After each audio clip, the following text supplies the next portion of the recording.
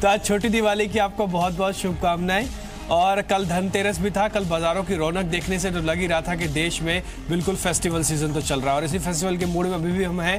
आपको न केवल रंगारंगा तस्वीरों के साथ ज़ी बिज़नेस की स्क्रीन दिख रही होगी, बल्कि कमाई के धमाकेदार मौके भी दिख रहे होंगे। तो शुरुआत इसी से करते हैं। एसजीएक्स निफ्टी एक बार देख लेते हैं, उसके बाद सिलसिलेवार तरीके से आगे बढ़ेंगे और जानेंगे कि हाँ कैसे आज ट्रेड लिया जा सकता है। आज एसजीएक्स निफ्टी उतना सपोर्ट नहीं कर रहा जो पिछले 3-4 दिन से आपके हक में खड़ा हुआ था। आज एसजीएक्स निफ्टी के अंदर करीब 40 अंकों के आसपास का नुकसान देखने को मिल रहा है, लेकिन अच्छी बात यह है कि 10,200 के लेवल को मेंटेन करके भी ये 40 अंकों का नुकसान है, तो ज़्यादा चिंता की बात तो नहीं होनी चाहिए। हाँ, ये बात तय है कि बाजार के पास थोड़ा शैलो मार्केट है इस समय। ये शैलो मार्केट यानी कि बिना वॉल्यूम का बाजार है और कोई भी छोटी सी खबर पॉजिटिव या नेगेटिव मार्केट को रिएक्शन या फिर स्विंग जिसे कहते हैं हम 40 से 50 पॉइंट का दे रहे हैं। एशियन मार्केट्स अभी आप देखें जो भी बाजार खुले हैं या तो फ्लैट हैं या जो इनमें बढ़त या गिरावट भी है वो 0.25% से ज़्यादा की नहीं है। आप जरा संदीप से जुड़ते हैं और ये समझ लेते हैं कि कल अंतर्राष्ट्रीय बाजारों में कल क्या क्या हुआ और वो भारतीय बाजारों के लिए कितना अहम है। संदीप बताएं कल इंटरनेशनल मार्केट में कल क्या क्या हुआ। देखिए काफ़ी मिक्स संकेत है। अगर आप ग्लोबल मार्केट्स की बात कीजिए, एक्शन पैक पूरा अगर आप देखें हफ्ता देखने को मिला है ग्लोबल मार्केट्स की। जहाँ तक बात है आज एशियन मार्केट्स मिले जुले हैं क्योंकि चाइना में बड़ा इवेंट है।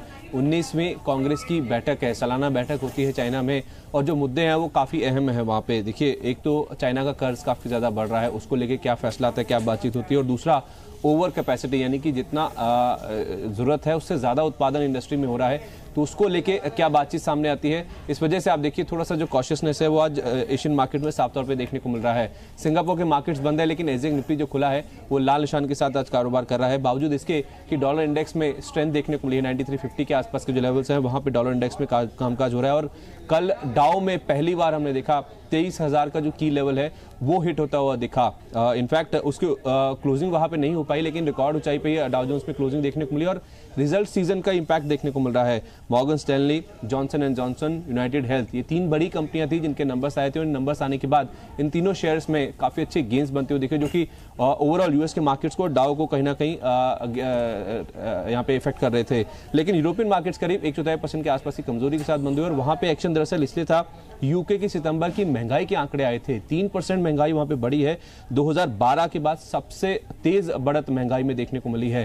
तो कई सारे ऐसा एक्शन पैक इवेंट्स थे ग्लोबली मार्केट्स में जिस वजह से आप देखिए एक्शन देखने को मिल रहा था। लेकिन कुल मिलाकर देखा जाए संकेत काफी मिक्स्ड है और एसजीएक्स निफ्टी ऐसे इंडिकेशन दे रहा है कि शायद एक सॉफ्ट शुरुआत इंडियन मार्केट्स में देखने को मिल सकती है, लेकिन एशियन मार्केट देखें तो काफी मिक्स आपको नजर आएंगे आज के लिए। ठीक है संदीप, शुक्रिया आपका ये जानकारी हम तक देने के लिए। अब आगे बढ़ते हैं। अब जरा ये देख लेते हैं कि इंस्टीट्यूशनल्स ने क्या किया, यानी कि विदेशी संस्थागत निवेशकों ने क्या किया।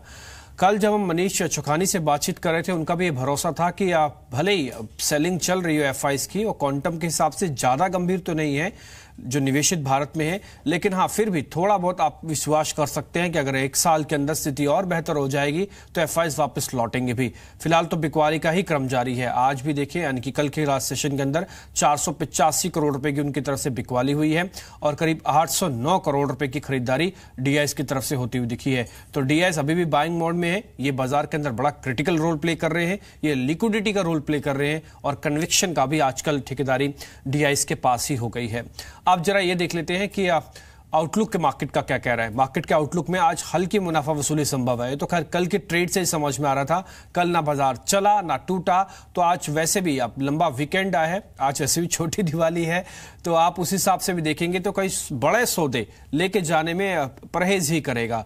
तो आज का सपोर्ट 10,170 ये नहीं ब्रेक होना चाहिए, मार्केट कंफर्ट जोन में चला जाएगा लंबी छुट्टी पे। और 10,260 भी अगर ब्रेक नहीं होता तो जिनके पास भी पोजीशंस है वो एक बार भी होल्ड करके भी रख सकते हैं।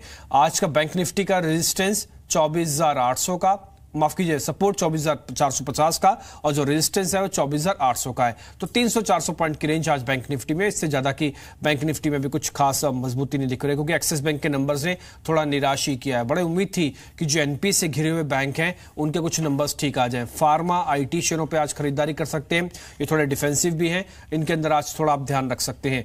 आज मास फाइनेंशियल की लिस्टिंग भी होगी, सब्सक्रिप्शन का आंकड़ा काफी अच्छा था तो लिस्टिंग गेन वाला कंसेप्ट तो खैर चलेगा ही आज, लेकिन एक्सपर्ट से हम हम दिन भर आज समझते रहेंगे कि क्या एमएएस फाइनेंशियल के अंदर हमको पोजीशंस बना के रखनी है या फिर नहीं रखनी है। अब आज के मेहमान ब्रजेश सिंह जो कि सीनियर टेक्निकल एनालिस्ट है, वो मेरे साथ जुड़ चुके हैं। ब्रजेश से जानते हैं कि आज की रेंज और आज कैसे हमको ट्रेड लेना चाहिए। ब्रजेश, शुक्रिया पहले तो समय देने के लिए। सर, आज थोड़ा सा ऐसा लग रहा है कि बाजार पूरी तरह से रेंज में रह सकता है, थोड़ा वॉल्यूम भी कम रहेगा, कोई बड़े सौदे लेके भी शायद नहीं जाए। तो आज की क्रिटिकल जोन क्या है, कौन से लेवल इंपॉर्टेंट है सर?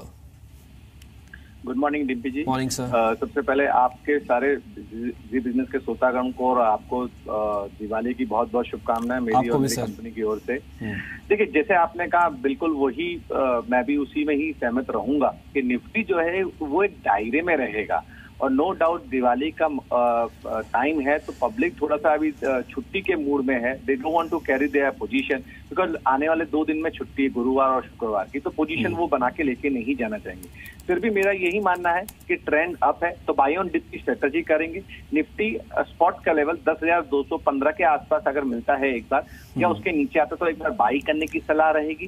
10,190 का हम स्टॉप लॉस लगाएंगे और ऊपर में मेरा मानना यह है कि 10,270-75 का पहला रेजिस्टेंस है, फॉरवर्ड में 10,300। अगर मोमेंटम बरकरार रहा लास्ट में तो हो सकता है एक बार 10,300 के भी लेवल देखने को मिले, नहीं तो इंटरडे के लिहाज से मेरे को लगता है कि एक बार निफ्टी 10,270 से 75 तक के लेवल आपको दिखा सकता है।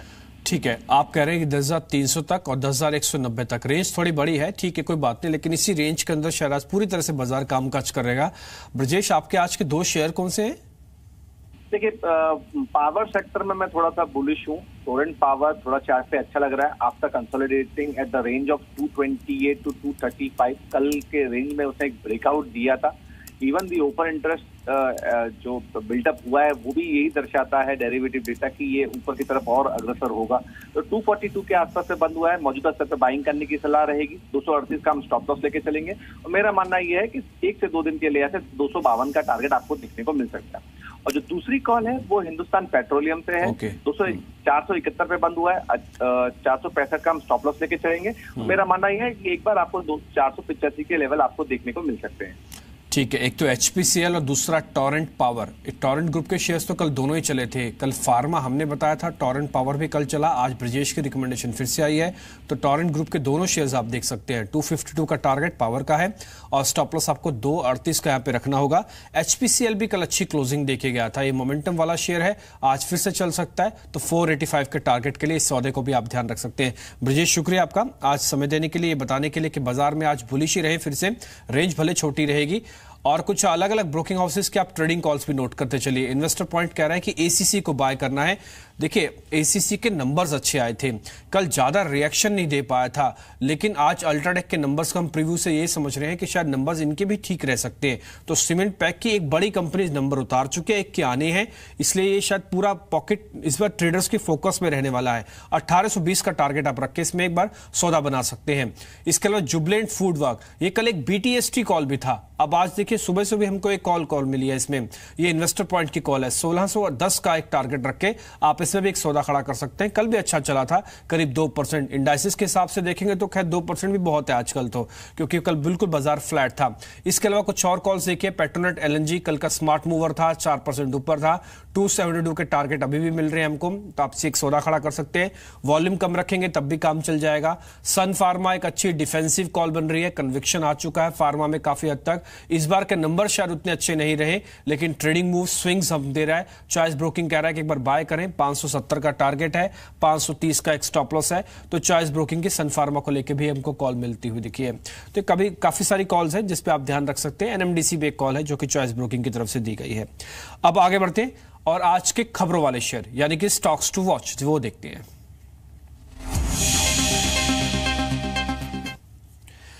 आज रजत हमारे साथ जुड़े हैं ये शेयर्स बताने के लिए जिनमें आज न्यूज है। बताएं रजत, कौन से शेयर्स है वो? पहला तो ऑब्वियसली आईपीओ ही है, क्योंकि आईपीओ मार्केट सबसे स्ट्रांग मार्केट है इस साल की। तो एमएएस फाइनेंशियल इसकी लिस्टिंग हो रही है आज, और मैं बता दूं कि जो सब्सक्रिप्शन फिगर्स थी वो बहुत स्ट्रांग थी, 128 गुना सब्सक्राइब हुआ था, तो लिस्टिंग एक्सपेक्टेड है कि बेहतर ही होगी। 459 रुपीज प्रति शेयर का यहाँ पर इशू प्राइस रखा गया था। अब देखते हैं यहाँ पर किस प्रीमियम पर लिस्टिंग होती है। आज इस पे फोकस रहेगा। 10 बजे जैसे ये लिस्टिंग होगी तो उसके बाद सबसे बड़ी कवरेज अब जी बिजनेस पे देख पाएंगे। दूसरा कुछ स्टॉक्स है सेकेंडरी मार्केट पे। देखिए, एक तो है अदानी पावर, जिसपे आप नजर रख के चल सकते हैं। आज इक्विस एनर्जी के लिए बोली लगाने बढ़ाने की योजना है कंपनी की, और ये जो बोली लगाएगी कंपनी, ये नेब्रास के साथ मिलकर ये बोली लगा सकती है, ऐसे इस समय खबरें आ रही हैं। तो अदानी ग्रुप के जो स्टॉक्स होंगे वो आज एक्शन में रह सकते हैं।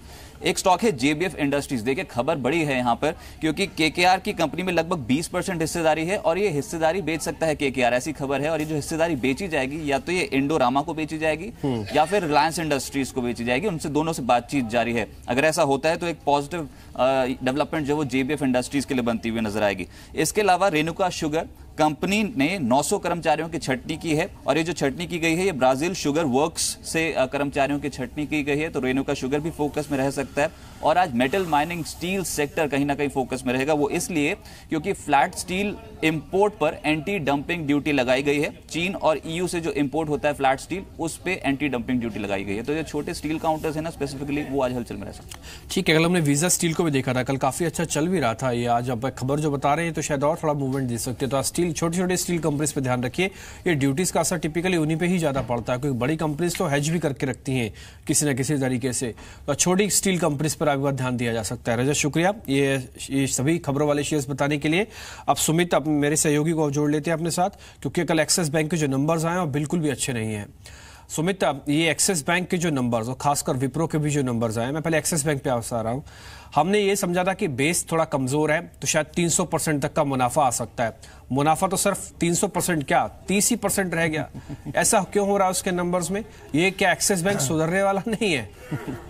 डिम्पी, देखिए ना केवल कंपनी के मुनाफे के अंदर उतनी ग्रोथ नहीं है जितने का एक अनुमान लगाया जा रहा था, बल्कि इसके एनपीएस भी बढ़कर आए हैं। प्रोविजनिंग के अंदर भी जो आंकड़ा है वो भी इतना उत्साहजनक नहीं है। अगर आप देखें इनके मुनाफे में करीब करीब 432 करोड़ रुपए मुनाफा आया है, 319 करोड़ रुपए क्या ऐसे बढ़कर, तो एक बड़े बेस, एक बड़े जम का अनुमान था वो नहीं आता दिखाई पड़ा। ग्रॉस एनपीए करीब करीब 5.03% से बढ़ के 5.90%, यानी कि मोटा मोटा करीब करीब 90 बेसिस पॉइंट का एक आंकड़ा जो है वो ग्रॉस एनपीए के अंदर बढ़ा है। प्रोविजनिंग सबसे ज्यादा सीक्वेंशियल आधार पर देखें तो 3100 करोड़ रुपए की प्रोविजनिंग की है, जो कि 2300 करोड़ के मुकाबले है, यानी करीब करीब 800 करोड़ रुपए का जंप प्रोविजनिंग के अंदर आया है। तो एक बड़ा जंप, एनपीए का बढ़ना, प्रोविजनिंग का बढ़ना, ये कंसर्न कंपनी के लिए जरूर पोस्ट करेगा। एनआई फ्रंट पे हालांकि नंबर जो मोरलेस फ्लैटिश नोट पे ही आया, लेकिन मेजरली जो इनकी एसेट क्वालिटी डिटोरिएट हुई है। एक अकाउंट जिससे कंपनी को एक उम्मीद थी कि चलो थोड़ा ईज आउट होगा वहां सिचुएशन, इसलिए बड़ा मुनाफे का फिगर अनुमान लगा रहे थे, उसकी तरफ से कोई खास रिलीफ नहीं है और ये कंपनी की ओवरऑल प्रॉफिटेबिलिटी के ऊपर इंपैक्ट करके गया। और इसीलिए आज एक्सिस बैंक में आप इनफैक्ट ये भी लगा सकते हैं कि एक्सिस बैंक का जो GDR है वो करीब करीब 5% के आसपास टूटा है। तो ये मान चले कि भारतीय बाजारों में भी एक इतने का ही रिफ्लेक्शन आता हुआ दिखाई पड़ सकता है। हो सकता है गैप डाउन ओपनिंग हो, आप कॉशियस वे में अपनी पोजीशन को रखें और थोड़ा दबाव आता हुआ दिखाई पड़ सकता है।